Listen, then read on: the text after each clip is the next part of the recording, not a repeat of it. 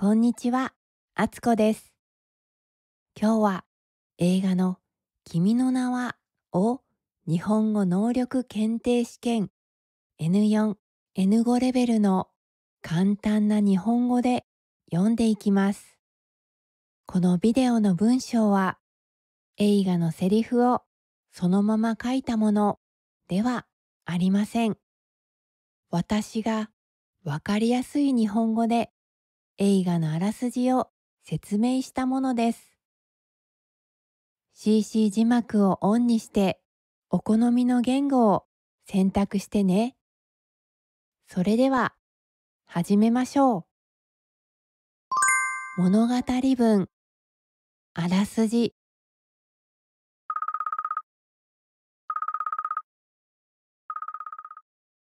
滝くん、滝くん、覚えていないの？私の名前はみつは。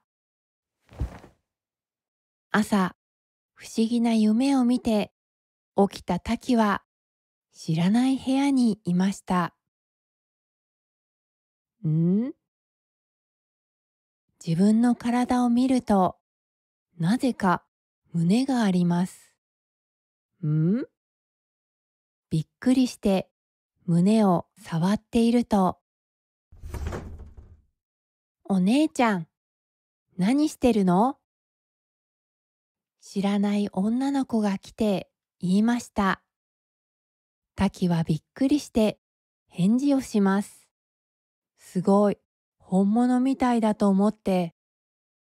え、お姉ちゃん？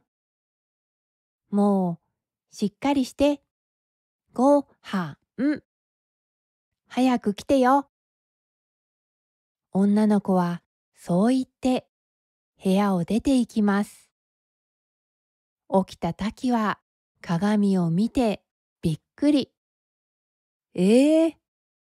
俺、女の子になってる。この時、田舎の町、糸守に住む宮水光葉の体の中に入っていたのは、東京に住む男子高校生、立花滝でした。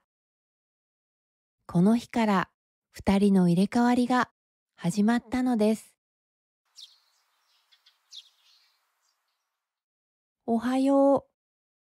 次の日、光葉が朝ごはんを食べていると、祖母の一葉が光葉を見て言います。今日は普通だね。妹の四葉も言いました。お姉ちゃん、昨日は変だったよ。光葉には何のことだかわかりません。変なの。そう思いながらテレビをつけたら、来月彗星が見られるというニュースをやっていました。光葉は赤い紐で髪を結び学校へ行く準備をします。行ってきます。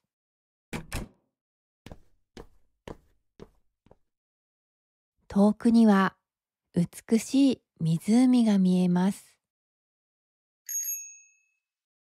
おはよう。友達のさやちんとテッシーが来ました。そして二人も昨日の光葉は変だったと言います。でも光葉には何のことだかわかりません。三人で話しながら歩いていると、光葉のお父さんがマイクを持って話をしていました。光葉のお父さんは今、町長をしています。そして次も町長になれるように頑張っているのです。ちょうどその近くを通った光葉に、お父さんは、光葉、胸を張って歩けと大きな声で言います。光葉はこんな時だけと思って少し悲しくなります。光葉のお父さんは祖母の一葉と仲が良くなく、今は三葉と別のところに住んでいるのです。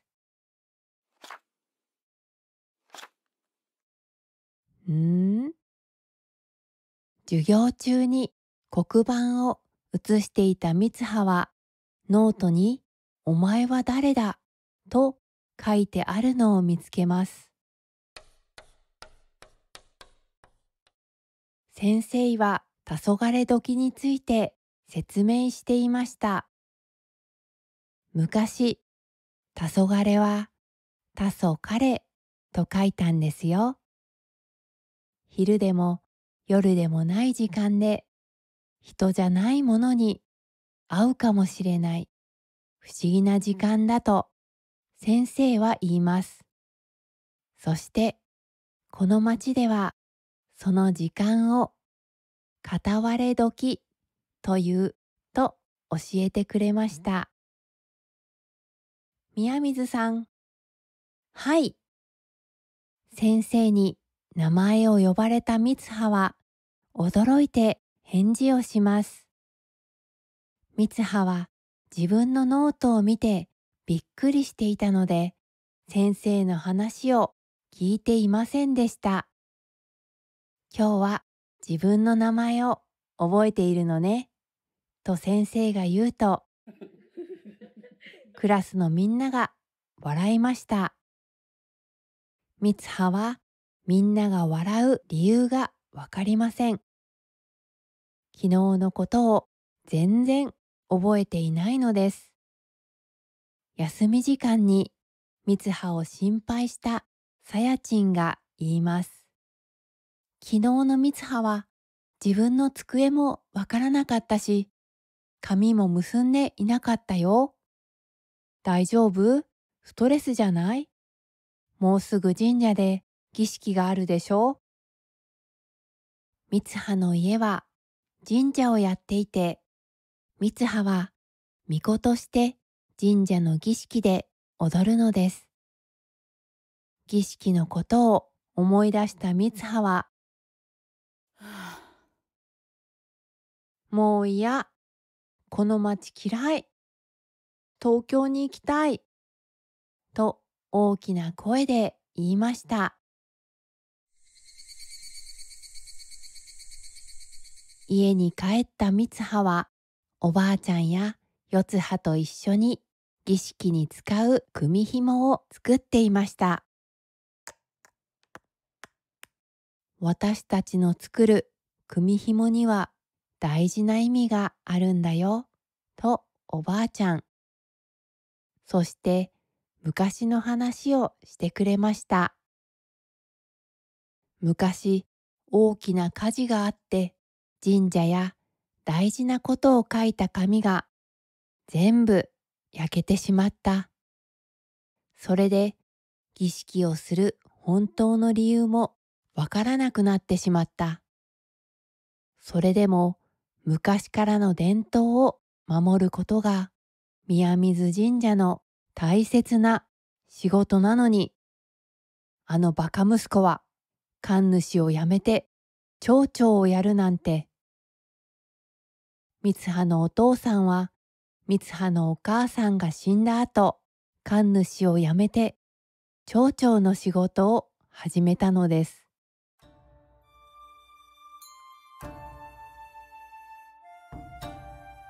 その夜、宮水神社の大切な儀式が始まりました。三葉と四葉は白い着物を着て神様のために踊ります。そして二人はお米を噛んで口から出し、口噛酒を作ります。このお酒は神様へのお供え物です。うわ、人の前であんなことしてる。三葉と同じクラスの子がそれを見て笑っています。三葉は恥ずかしくなりましたが、最後まで頑張って儀式を続けました。口紙酒を売って、そのお金で東京へ行こうよ。儀式の後、元気のない三葉に、四葉がびっくりするようなことを言います。三葉は階段を降りながら大きな声で言いました。もうこんな街嫌や。こんな人生嫌や。来世は東京のイケメン男子にしてください。今度はそれを聞いた四葉がびっくりしていました。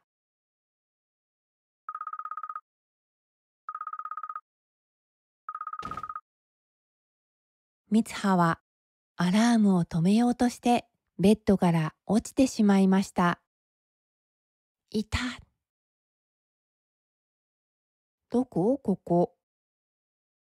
そこは自分の部屋ではありません。壁には男の子の制服がかけてあります。体を触って三葉はびっくり。え、男の子の体。そうです。今度は三葉が東京に住んでいる滝の体に入っていたのです。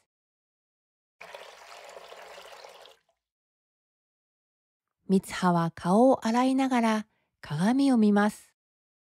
いた。男の子は顔に怪我をしているようでした。その時、部屋の外から声が聞こえました。おい、タキ、起きてるか？今日はお前が朝ごはんを作る日だっただろう？男の子のお父さんのようです。三葉は、すみません、と謝ります。父親は続けて言います。俺は先に仕事に行くからな。いってらっしゃい。そう言いながら、三葉は心の中で変な夢だな、と思います。そこへ、お前まだ家か？走ってこい。とスマホにメッセージが来ました。つかさ？誰だろう？三葉は制服を着て家を出ます。わあ！遠くに高いビルがたくさん見えます。人でいっぱいの道を歩きながら、わあ、東京だ。三葉は嬉しくなります。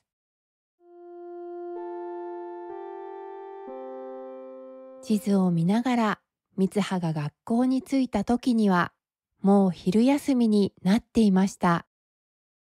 たーき。三葉が教室の前で立っていると、後ろから名前を呼ばれます。滝の名前を呼んだのは司でした。三葉は滝の友達の司と高木と一緒に屋上へ行きます。お前なんか話し方変だぞ、と司。二人は滝がいつもと違うので心配します。おい滝、お前弁当は？あ、二人はお弁当を忘れた三葉に自分たちのお弁当を少しくれました。ありがとう。授業が終わった後でカフェに行こうよ。いいね。タキも行く？カフェ？それを聞いた三葉は大喜び。三葉はカフェに行ってみたかったのですが、糸守にはカフェがなかったのです。おしゃれなカフェに来た三葉はとても嬉しそうです。しかし、カフェのメニューを見て三葉は驚きます。パンケーキ高すぎ。でも夢だからいいかな。そう思い、美味しいパンケーキを楽しみます。いい夢だな、と三葉が思っていると、スマホにメッセージが来ます。メッセージを見た三葉はびっくり。私、バイトに遅れてるみたい。ねえ、私がどこで働いているか知ってる？はあ？友達二人はまたびっくり。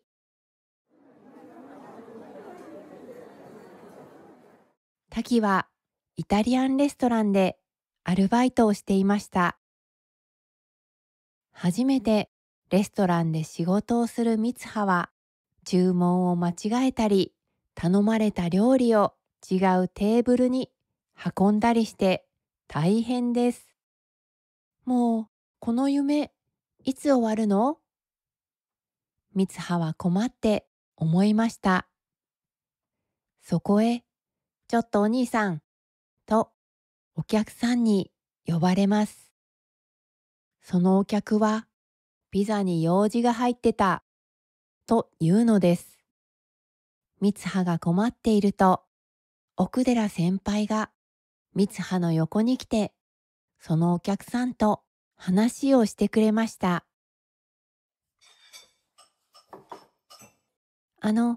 奥寺先輩、さっきはありがとうございました。三葉はお礼を言います。でも、その時、先輩のスカートが切られていることがわかりました。さっきのお客がやったようです。三葉は先輩のスカートにかわいい刺繍をして切れたスカートを直します。わあ、前よりかわいい。女子力高いね、滝くん。と喜ぶ奥寺先輩。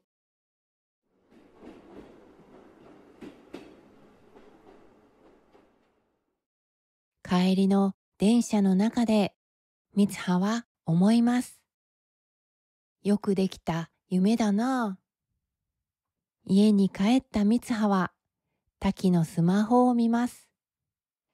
いいなあ、東京の生活。あ、この人、日記を書いてる。そこで三葉は今日の日記を書きます。今日は奥寺先輩と駅まで一緒に帰りました。全部私の女子力のおかげ。三葉は自分のノートにお前は誰だ？と書いてあったことを思い出します。そして手に自分の名前を書きました。三葉。次の朝、滝が起きると手に何か書いてあります。三葉。なんだこれ。スマホには自分が書いていない日記があってびっくりします。奥寺先輩と帰った？なんだこれ。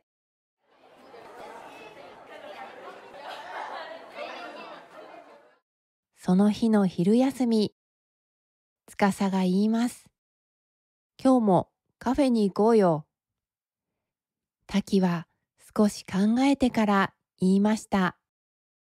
あ、ごめん。俺、これからバイトだから行けない。滝が言った後、司が言いました。今日の滝は普通だったな。滝がレストランへ行くと、みんなが滝のところに来ます。昨日奥寺先輩と何があったんだ？実はお店で働いている男たちはみんな奥寺先輩のことが好きなのです。みんなの質問に滝は、それがよく覚えていないんです、と小さな声で返事をします。奥寺、入ります。その時、奥寺先輩がお店に入ってきました。そして先輩は、今日もよろしくね、タキくん、とウインクしました。それを見たみんなは大騒ぎです。おい、タキ。朝になりました。手には、みつは、お前は誰だと書いてあります。みつはの部屋に来たよつはは笑って言います。お姉ちゃん今日自分の胸を触ってないね。みつははびっくりします。え、胸を触ってるってどういうこと？えー、みつはが学校に行くと、クラスのみんながみつはを見ています。あれ、私、見られてる。なんでだろう。と思っていると、さやちんが言いました。昨日はすごかったからね、みつは。え？何も覚えていない。みつははびっくり。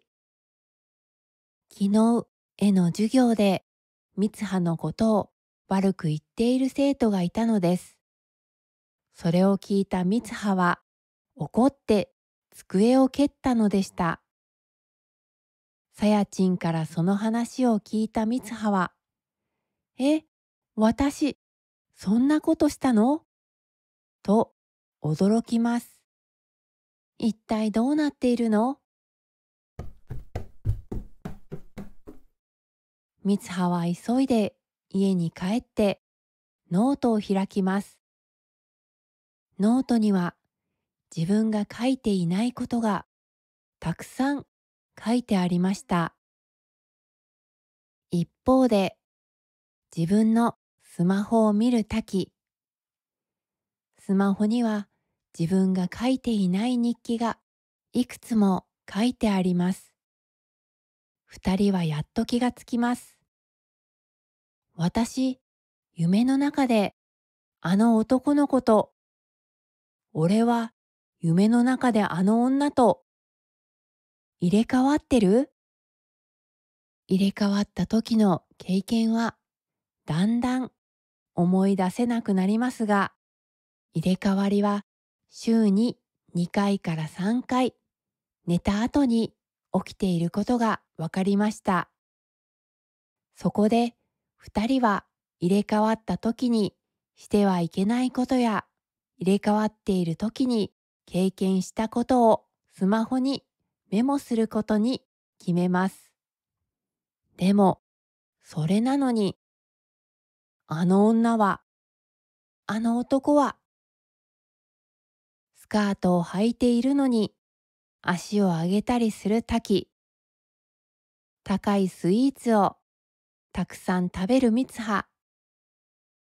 もうスカート注意、無駄遣いするな、と二人は喧嘩をします。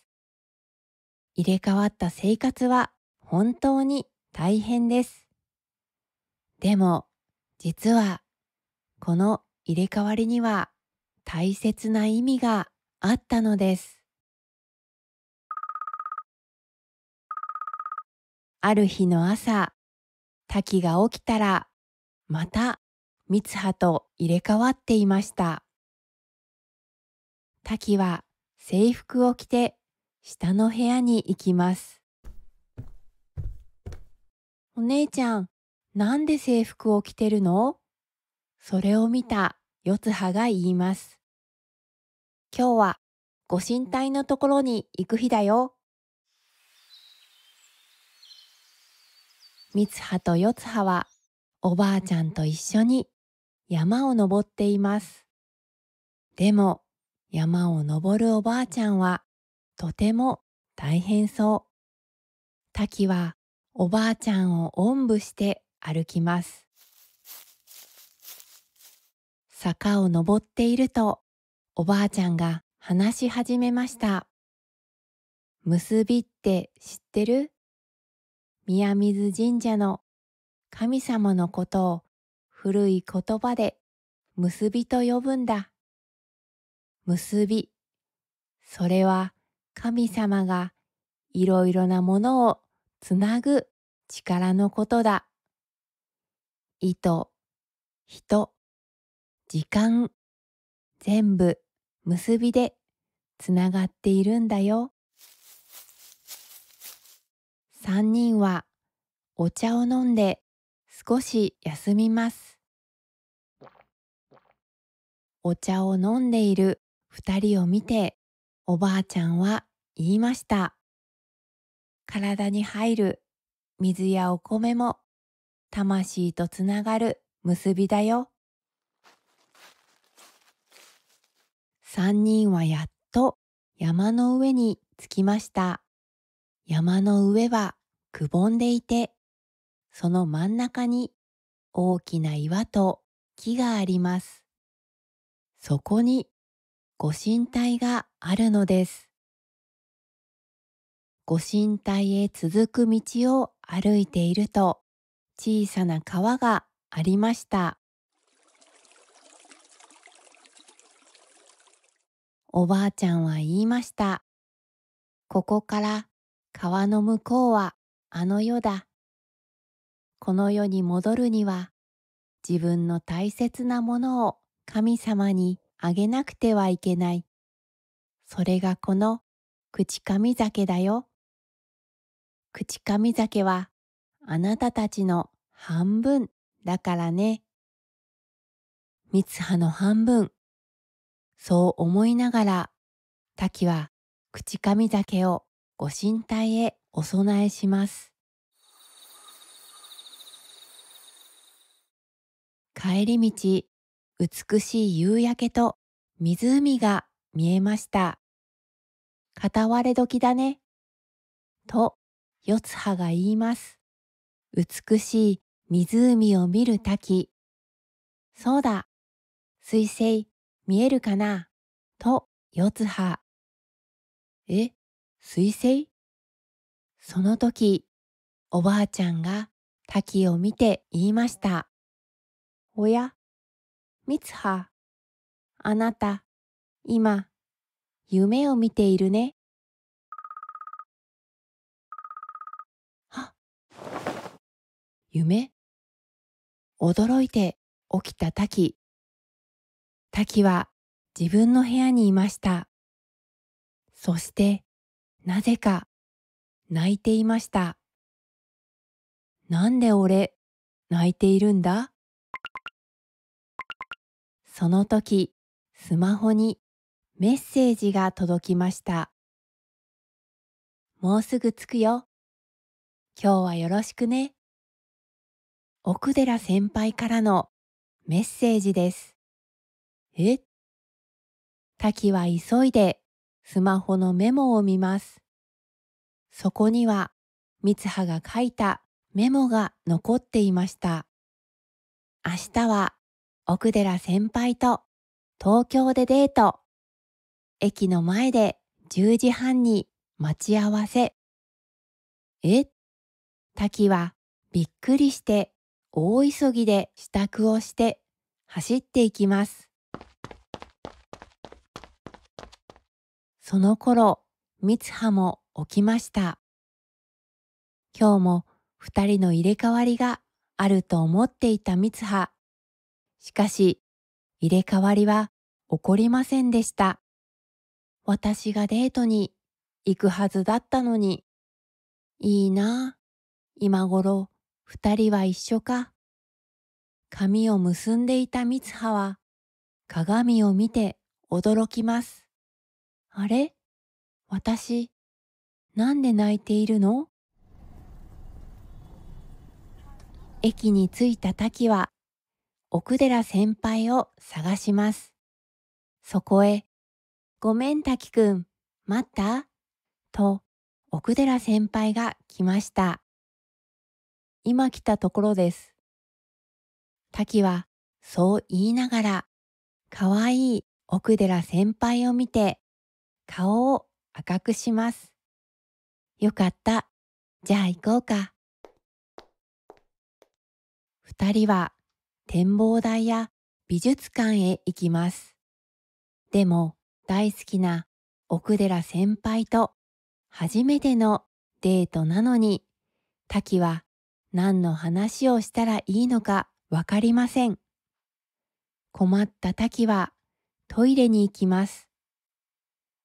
スマホを見ると、そこにはみつはがデートのために用意したリンクがたくさんありました。でも変なリンクばかりであまり役に立ちません。滝はバカにするなと笑います。美術館では写真の展覧会をやっていました。そこで滝は糸森の湖の写真を見つけます。この景色、どこかで見た。その写真の前から動かない滝を見て、奥寺先輩が言います。今日の滝くんは別の人みたい。先輩、お腹すきませんか？滝は奥寺先輩を夕食に誘います。しかし、先輩は笑って言いました。今日はもう帰ろう。滝くんは昔、私のこと少し好きだったでしょ？そして今は別の好きな子がいるでしょう。滝は、そんな人いません。全然違います。と言います。奥寺先輩は優しく笑って言いました。本当かな？まあいいや。ありがとう。またバイトでね。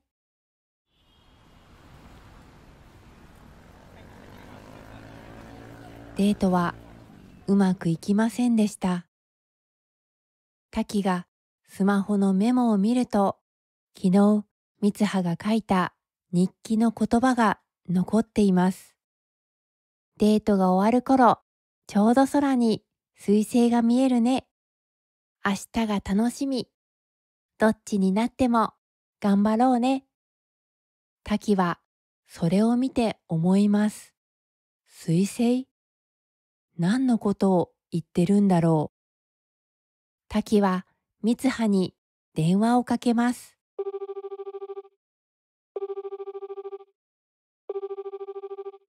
みつはのスマホが鳴ります。電話は友達のテッシーからでした。みつはが今日学校を休んだので、テッシーはみつはを心配しているのです。今日はちょっと学校をサボったの。みつはは少し元気のない声で言います。夜のお祭り来られるか？とテッシーが聞きました。そうだ。今日は彗星が一番きれいに見える日だ。みつはは思い出します。わかった。行くよ。後でね。待ち合わせの場所でテッシーとさやちんが話をしています。そこへみつはが来ます。お待たせ。二人はみつはを見て声を揃えて言いました。髪が。みつはは髪を短く切っていました。さやちんが驚いて聞きます。ちょっと、どうしたの？みつは。やっぱり変かな？みつはは少し恥ずかしそうに言いました。三人はお祭りに向かいます。みつはの後ろを歩くテッシーとさやちん。やっぱり男関係かな？失恋とか。テッシーが言いました。みつはは違うって言ってたよ。とさやちん。二人は突然髪を切ったみつはを心配しています。その時、三葉が空を見て言います。見えるよ、彗星。テッシーとさやちんも空を見ます。すごい。わあ。夜の空に大きく光る青く美しい彗星が見えます。あ、美しい彗星を見ていると、彗星が突然二つに割れました。割れた彗星は赤く光りながらこちらの方へ落ちてきます。おかけになった番号は電波が届かない場所にあるか、電源が入っておりません。三葉に電話をかけていた滝。しかし電話はつながりませんでした。失敗したデートの話は今度入れ替わった時にしよう。と滝は思います。でもなぜかその日から二人の入れ替わりは起こらなくなりました。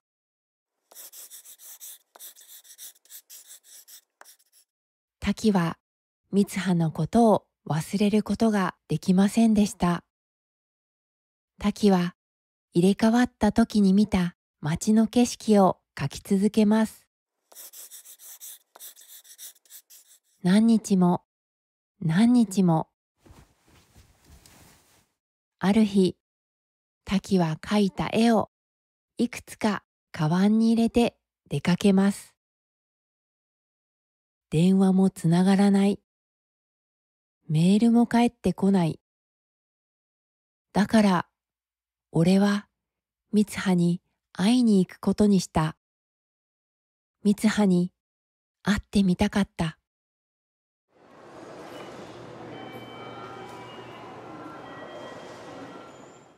滝が駅に着くと、なぜか司と奥寺先輩もそこにいます。お前が心配だから来たんだ、という司に滝はびっくりします。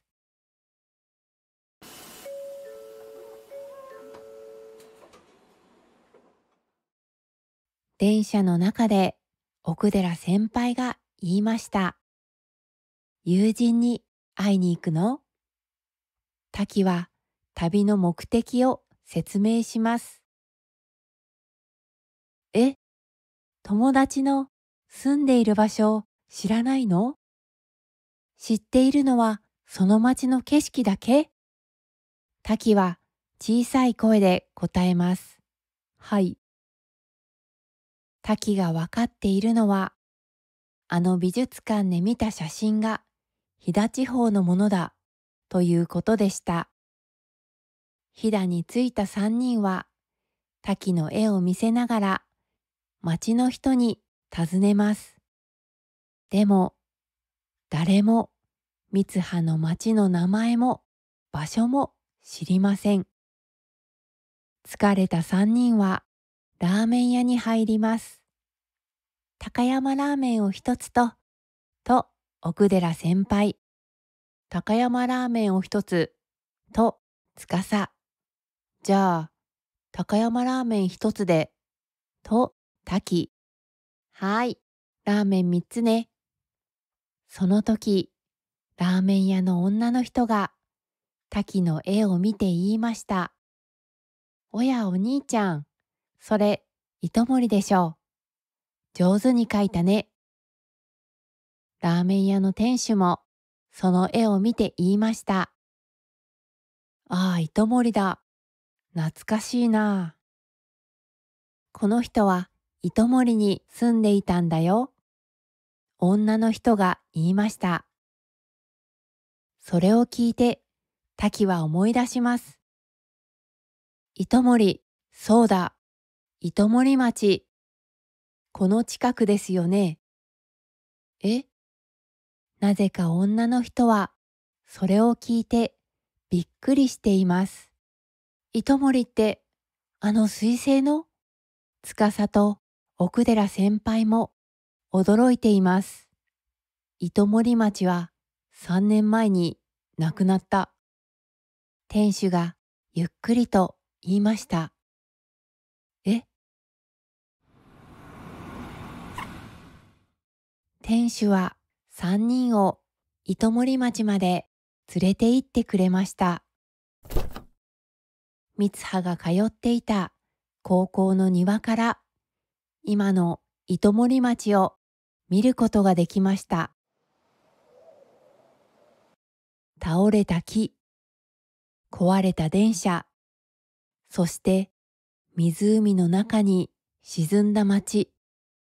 滝は目の前の景色に驚いて何も言えません。奥寺先輩が小さな声で言います。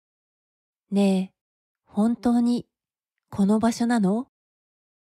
司が答えます。きっと滝が場所を間違えたんですよ。滝が大きな声で言います。間違えていない。この学校の庭も、周りの山も、はっきり覚えてる。でもここは3年前に彗星が落ちて何百人も死んだ場所だぞ。司が言いました。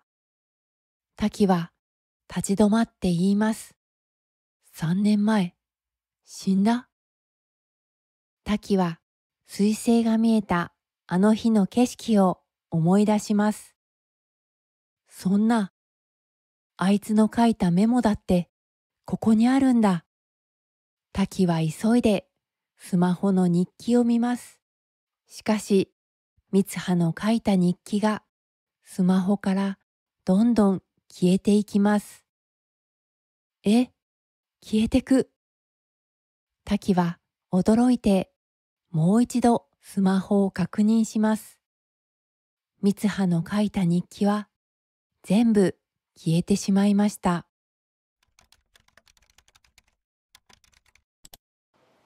三人は近くの図書館へ行って糸守のことを調べます。3年前のあの日、糸守に割れた彗星の片割れが落ちて多くの人が死んだのでした。その日はちょうどお祭りの日だったみたい。奥寺先輩が言いました。滝は死んだ人の名簿を見ます。あ、そこにはテッシーやさやちんの名前がありました。そして三葉、四葉、一葉の名前も見つけます。ねえ、滝くんが探しているのは本当にこの子なの？間違いじゃない？この子3年前に死んでいるよ。奥寺先輩が滝に聞きます。でも2、3週間前に彗星が見えるってあいつは俺に言ったんです。だから、その時、滝はおばあちゃんが言ったことを思い出します。おや、あなた今、夢を見てるね。その夜は旅館に泊まることになりました。全部夢だったのか？入れ替わった時のことをだんだん忘れていく滝。あれ、あいつの名前。滝は三葉の名前も思い出せなくなります。そこへ奥寺先輩が部屋に入ってきました。今日、俺、ずっと変なことを言っていてすみません。滝は謝ります。大丈夫よ、という奥寺先輩。先輩は糸守の組紐の話を読んでいました。滝くんのそれ、組紐？滝の左手には赤とオレンジ色の組紐がありました。これは昔もらったんです。でも、誰にもらったんだろう。その時、おばあちゃんの話を思い出します。時間は紐に似ているよ。時間も紐みたいにねじれたり、戻ったり、つながったりするんだよ。時間がねじれてる？滝は三葉の体で行った山の上のご神体のことを思い出します。あそこに行けば何かわかるかもしれない。奥寺先輩、司へ行ってみたい場所があります。先に東京に帰っていてください。すみません。後から帰ります。ありがとう。滝。メモを机の上に置いて、朝早く滝は山へ向かいました。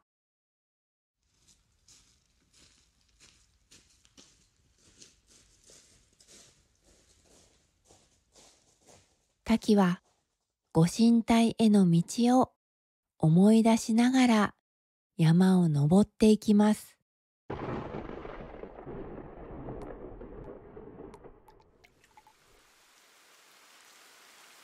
そこへ雨が降ってきました。雨はどんどん強くなっていきます。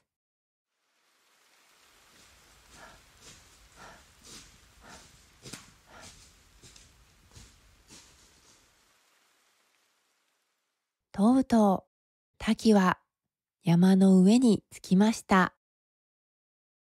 三葉と入れ替わっている時に見た景色が目の前に見えます。あった。本当にあった。夢じゃなかった。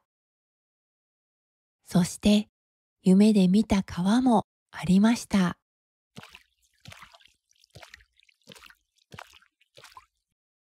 この川の向こうはあの世。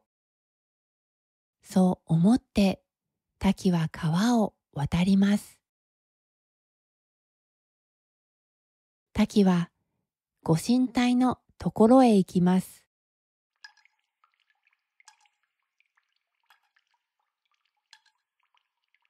滝はスマホのライトをつけて口上酒を探します。口上酒が入っている入れ物は何年もそこにあったように汚れていました。3年前の三葉と俺は入れ替わっていたのか。時間がずれていたのです。結び、もしもう一度時間を戻せるなら、滝は三葉の半分である口上酒を飲みます。でも何も起こりません。滝が立とうとしたとき、滑ってしまいました。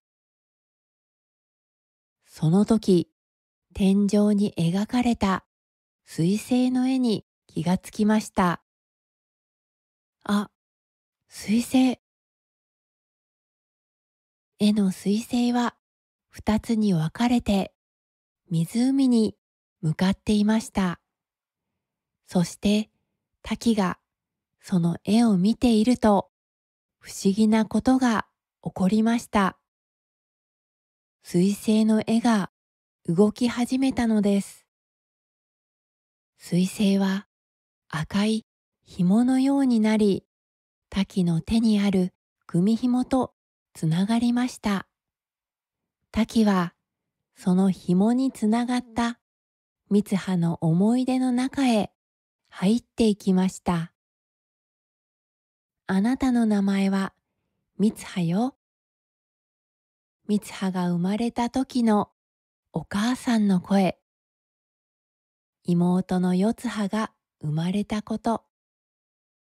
お母さんの死。おばあちゃんとの生活。そして滝との入れ替わり。今頃、二人は一緒か。三葉の声が聞こえます。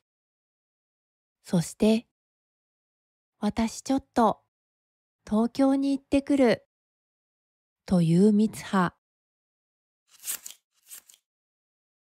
おばあちゃんに髪を切ってもらう三葉。浴衣を着てお祭りへ行く三葉。三葉、そこにいちゃダメだ。彗星が落ちる前に町から逃げるんだ。三葉。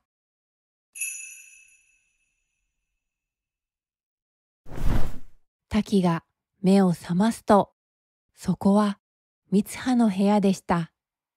また入れ替わりが起こったのです。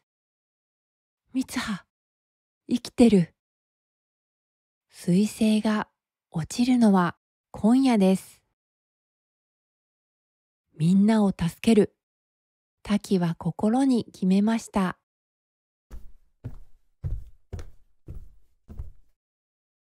おはよう三葉。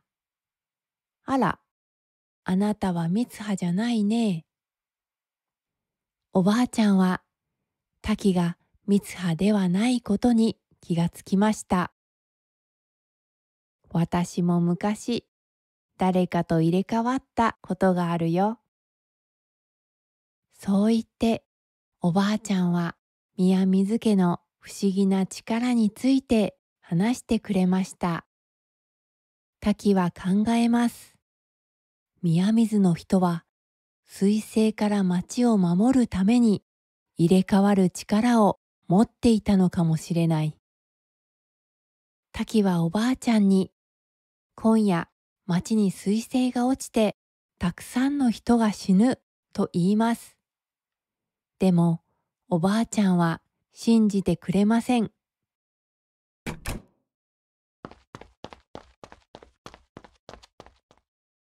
滝は学校へ行き、テッシーとさやちんに相談します。不思議な話が好きなテッシーはすぐに滝の話を信じてくれました。滝はテッシーと彗星からみんなを守る計画を立てます。テッシーがお父さんの会社から火薬を持ってきて発電所で火事を起こす。さやちんが学校の放送を町役場の放送につなげて町の人に高校へ逃げるように伝える。そして滝は三葉のお父さんの町長に話をして町長から町の人へ逃げるように言ってもらう。さやちんはその話を聞いて心配そうな顔をします。まだ滝の話を信じていなかったのです。テッシーはさやちんに説明します。糸守の湖がどうしてできたか知ってるか？1200年前にあそこに彗星が落ちて湖ができたんだ。また同じことが起きるかもしれない。滝は急いで町長のところへ行きます。しかし町長は滝の話を全然信じてくれません。お前は頭がおかしいと言って病院へ電話をかけようとします。バカにするな。滝は怒って町長のネクタイを持ちながら大きな声で言いました。三葉、いや、お前は誰だ？町長はびっくりして言いました。残念ながら町長は滝の話を信じてくれませんでした。俺が三葉なら町長は信じてくれたのか？そう思いながら滝が歩いていると、お祭りへ行く約束をしている子供がいます。行っちゃダメだ。町から逃げて。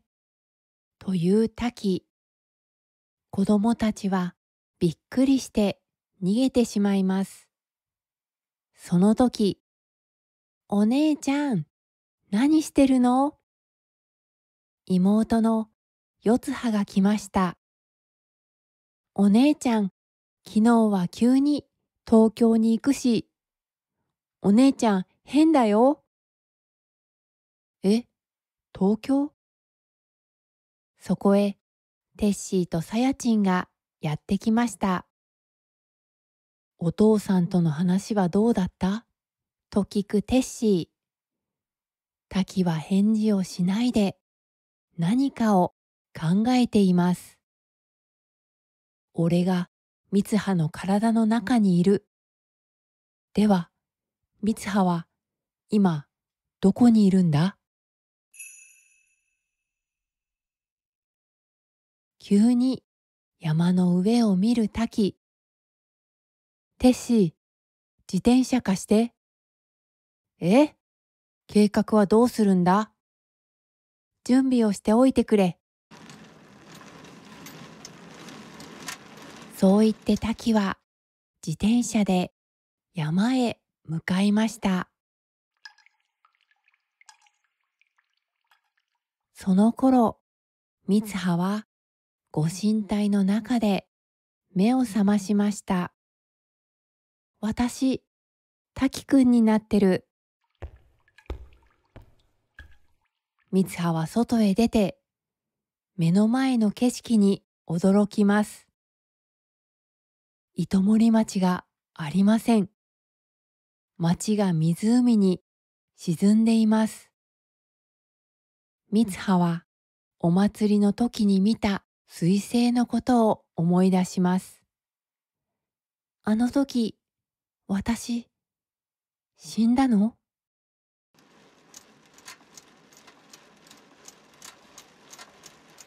一方、滝は自転車で山を登っています。山を登りながら、滝はとうとう思い出しました。昔、滝は電車の中で知らない女の子に名前を呼ばれたことがありました。滝くん、滝くん、覚えてない？誰お前？滝はその女の子が誰かわかりませんでした。女の子は滝の返事を聞いて悲しい顔をします。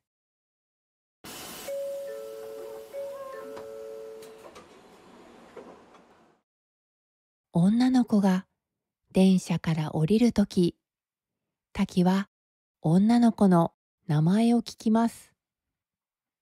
名前は三葉。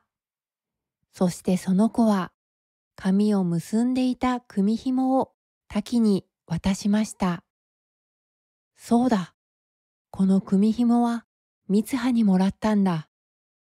あの時お前は俺に会いに来たんだ。その時滝はまだ中学生でした。二人の時間はねじれていたのです。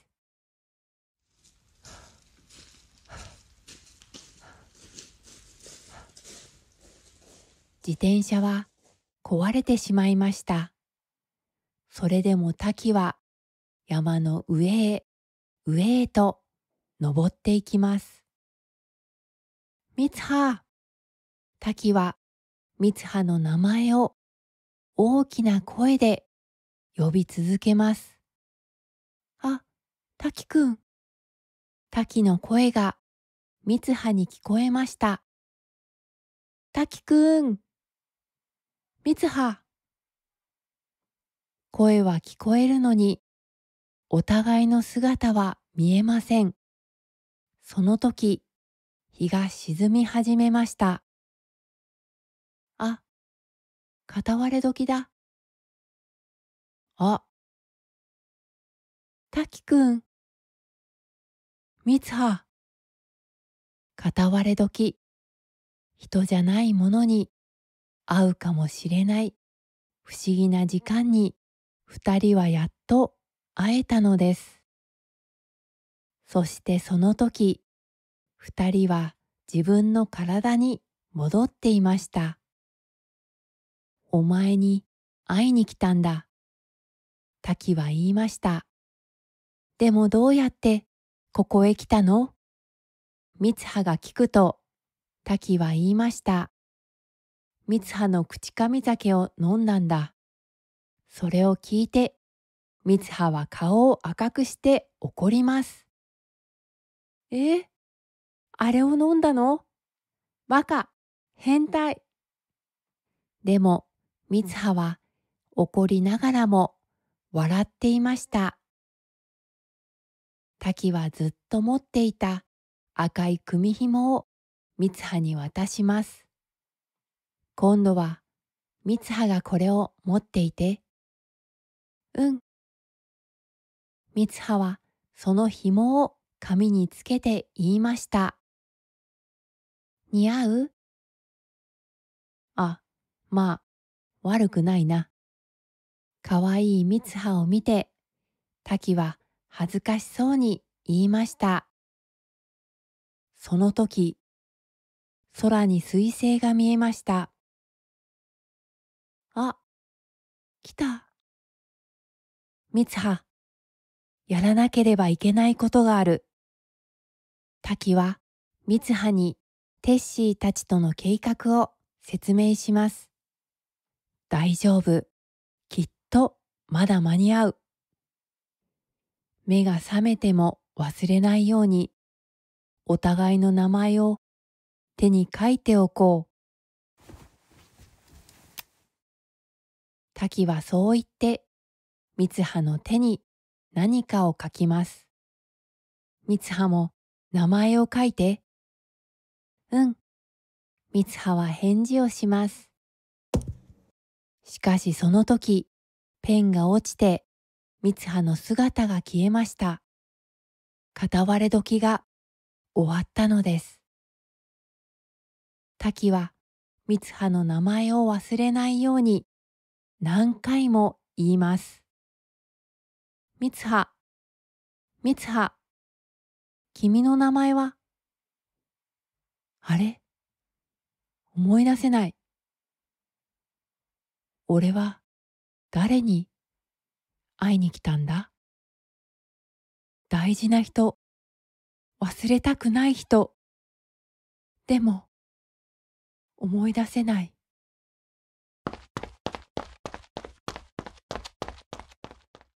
一方で、みつはは町に向かって急いでいました。忘れない、忘れない。滝くん、君の名前は滝くん。みつはは発電所へ行きます。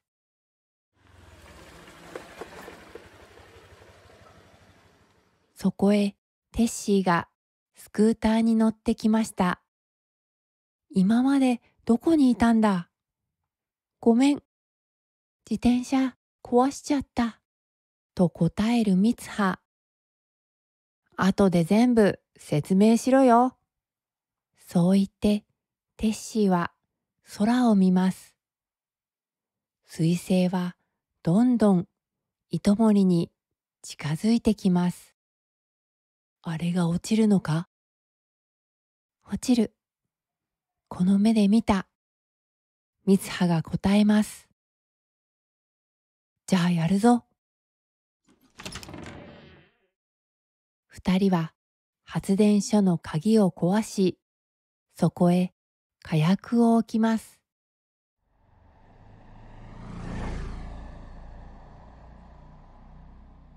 帰り道、みつははさやちんに電話をかけます。さやちんお願い。電気が消えたらすぐに放送を始めて。できるだけ何回も放送して。爆発が起こります。そして町の電気がどんどん消えていきました。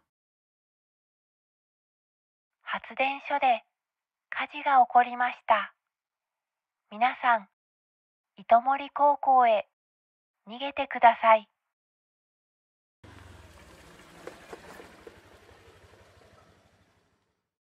一方、ミツハとテッシーはお祭りの場所に着きました。みんな、逃げろ！火事だ！二人は町の人たちに大きな声で注意します。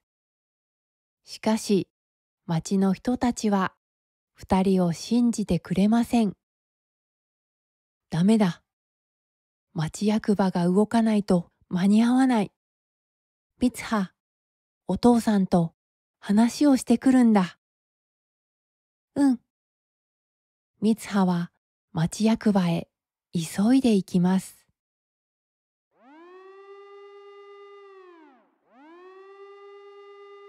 その頃、町役場は大騒ぎになっていました。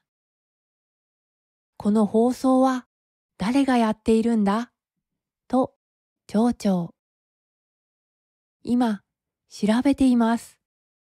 そして、この放送をしている場所が高校だとわかりました。高校だと？町長は驚きます。火事が起こりました。高校へ逃げてください。さやちんは放送を続けていました。そこへ町役場の人が入ってきます。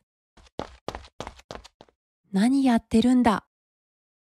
さやちんは怒られて放送を止められてしまいました。そして放送は町役場からの放送に変わります。火事の様子を確認しています。皆さん、その場で待って次の放送をお待ちください。町の人たちは困って言います。逃げなくていいの？どうなってるんだ？それでもテッシーは一生懸命に町の人たちに逃げてほしいと言っていました。お前、何やってるんだ。そこへテッシーのお父さんが来てテッシーを怒ります。すまない、ミツハ。ここまでだ。そう言って空を見たテッシー。その時、空で不思議なことが起こりました。美しい彗星が二つに割れたのです。あ、本当に割れてる。テッシーは驚いて大きな声を出しました。ミツハの言ったことは本当だったのです。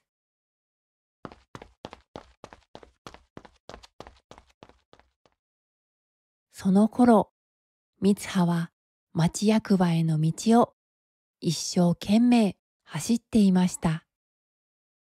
走りながらミツハは考えます。ねえ、あなたは誰？誰なの？ミツハは大切な人の名前を思い出せないのです。忘れちゃいけない。忘れたくない。でも、名前が思い出せない。走りながら空を見ると彗星が見えました。あ、割れてる。ミツハは転んでしまいます。いた。体が痛くて動けません。その時、ミツハは少しだけ思い出しました。あの時、タキが名前を忘れないようにと、三葉の手にペンで何かを書いてくれたことを、手を開くと、そこに書いてあったのは名前ではありませんでした。そこには好きだと書いてありました。これじゃ名前がわからないよ。三葉は泣きながら、でも笑って言いました。そして体を起こして言います。急がなきゃ。三葉はまた走り始めました。町役場には祖母の一葉と妹の四葉もいました。二人は今朝から三葉の様子が普通ではないこと、そして三葉は町に彗星が落ちると言っていることを町長に話しに来たのでした。町長が外を見ると、本当に彗星が二つに割れています。お父さん。そこへ三葉が来ました。三葉の服は汚れていて、怪我もしています。でも、三葉の目はまっすぐに町長を見ています。三葉の目を見た町長は言葉が出ませんでした。そして、お前は誰だとも聞きませんでした。町長はこの三葉が本当の三葉だと分かったのです。お父さん、お願いがあるの。そういう三葉の顔は少し三葉の母の双葉に似ていました。三葉と話をした町長は放送室へ行きます。夜の空に見える彗星はとても美しく、夢の中の景色のようでした。でも、彗星の割れた片割れは、まっすぐ糸守へ向かっていきます。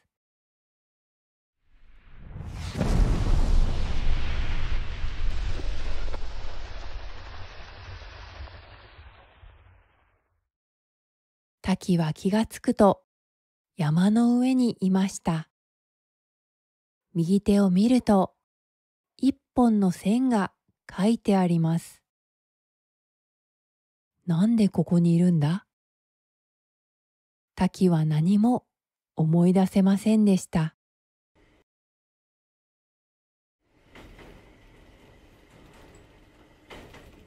山の上で目が覚めたあの日から5年が過ぎました。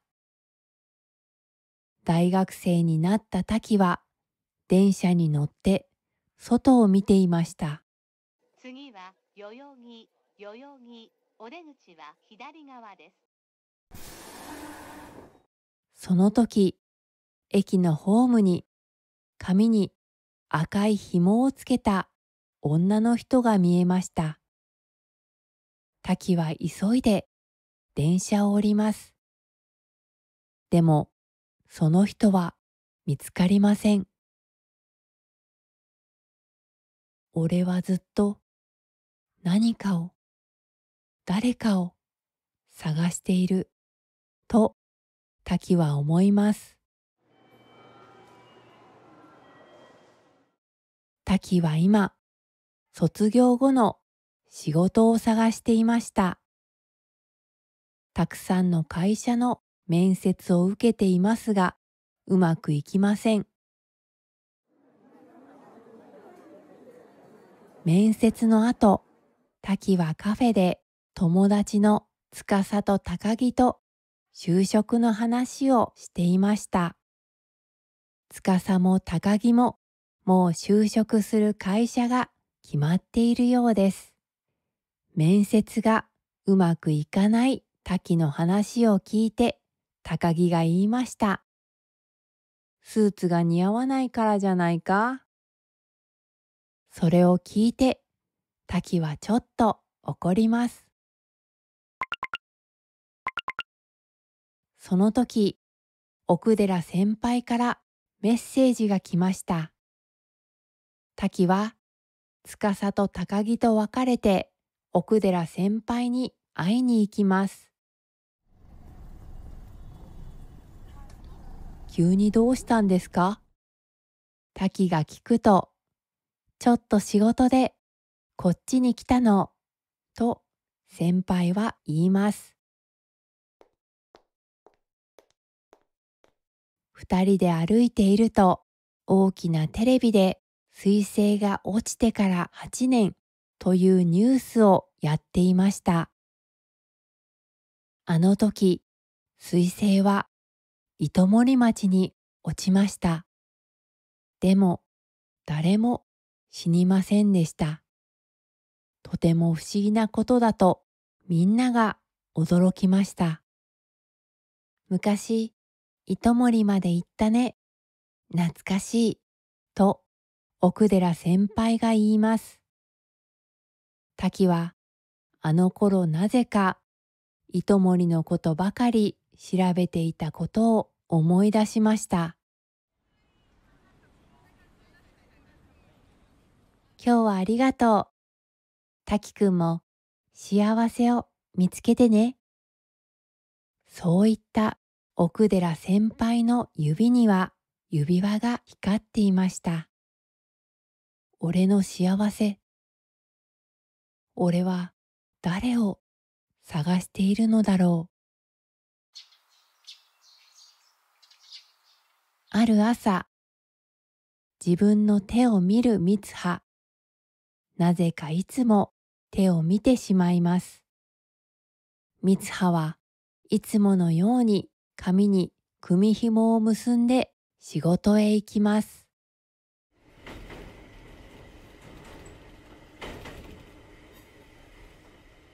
三葉は電車の窓から外を見ていました。すると反対の電車に乗っている男の人と目が合いました。その時、三葉の心が大きく揺れました。男の人も驚いた顔でこっちを見ています。ずっと誰かを探していた。二人はすぐに電車を降りて一生懸命にお互いを探します。どうしてそんな気持ちになるのかわかりません。ただ会いたい。そう思うのです。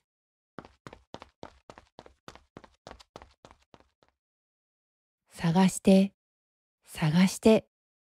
滝は階段の上にいる三葉を見つけます。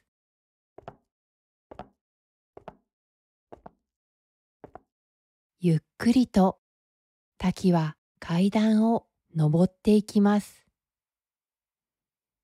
三葉は静かに降りてきます。すれ違う。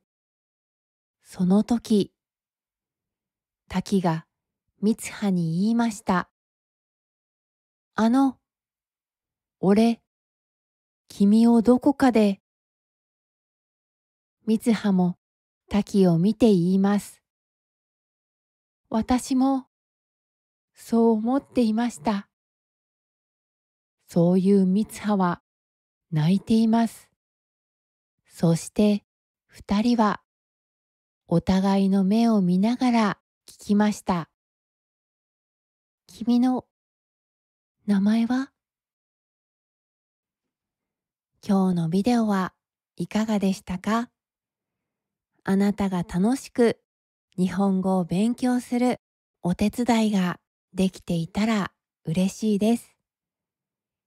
今日も日本語を勉強してくれてありがとうございます。今日も明日もあなたにとって素晴らしい日になりますように。チャンネル登録といいねをしていただけるととても励みになります。単語などの解説のついたビデオと解説なしのお話だけのビデオもあるので、そちらもぜひ見てみてください。では、またね。